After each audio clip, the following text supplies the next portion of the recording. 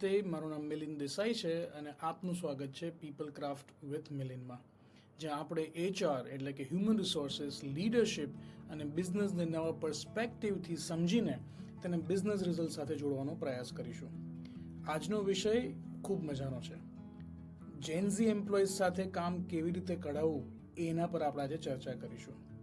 Let's understand, Gen Z એક નવી પેઢી છે જેમાં નવી એનર્જી છે, પણ કેટલીક વાર આપણે એમને સમજતા નથી એવું એમને લાગે છે, અને કદાચ વાત એમની છે જ નહીં, કદાચ વાત આપણી છે. સો લેટ્સ અન્ડરસ્ટેન્ડ કે જેનઝી શું છે. જેનઝી એટલે કે 1997 થી 2012 એટલે કે 1997 થી 2012ની વચ્ચેલા જન્મેલા લોકો. આ લોકો થોડાક ધીમા પણ હોઈ શકે છે, પણ અગ્રેસિવ ઘણા છે, ટેકનોલોજીમાં આગળ છે અને સૌથી ઇમ્પોર્ટન્ટ મિનિંગફુલ કામ શોધે છે. આ લોકોએ ગૂગલ, ઇન્સ્ટાગ્રામ, સ્નેપચેટ અને આર્ટિફિશિયલ ઇન્ટેલિજન્સ કદાચ ભણેલું પણ છે.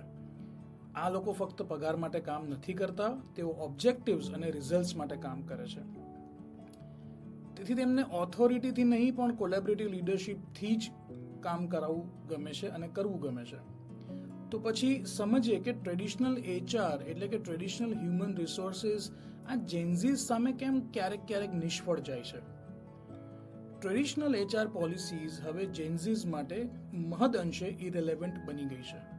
તમે એમને કહેશો કે પ્રોસેસ ફોલો કરો તો જવાબ કદાચ નહીં મળે, પણ સવાલ મળશે કે એની જરૂર શું છે.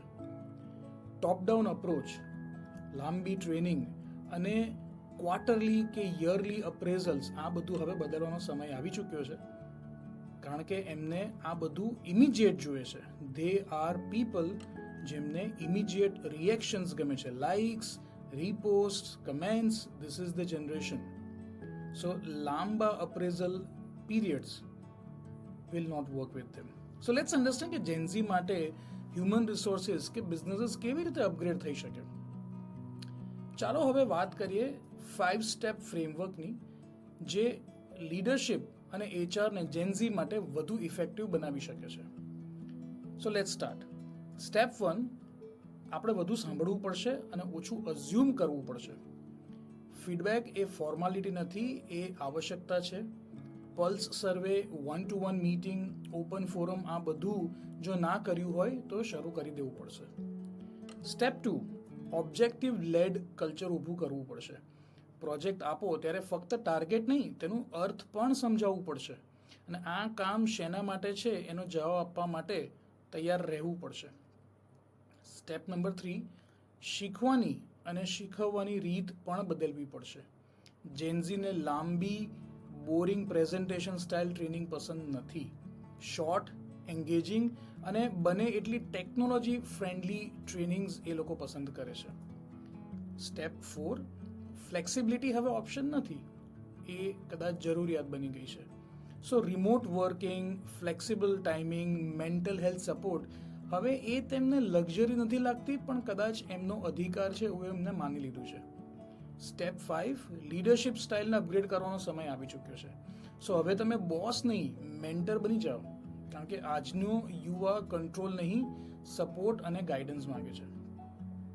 સો ઇન શોર્ટ, જેનઝીને સમજવું એ એકમાત્ર કામ નથી, એ કોઈ પણ લીડર કે ઓર્ગેનાઇઝેશન માટેનું રોકાણ છે.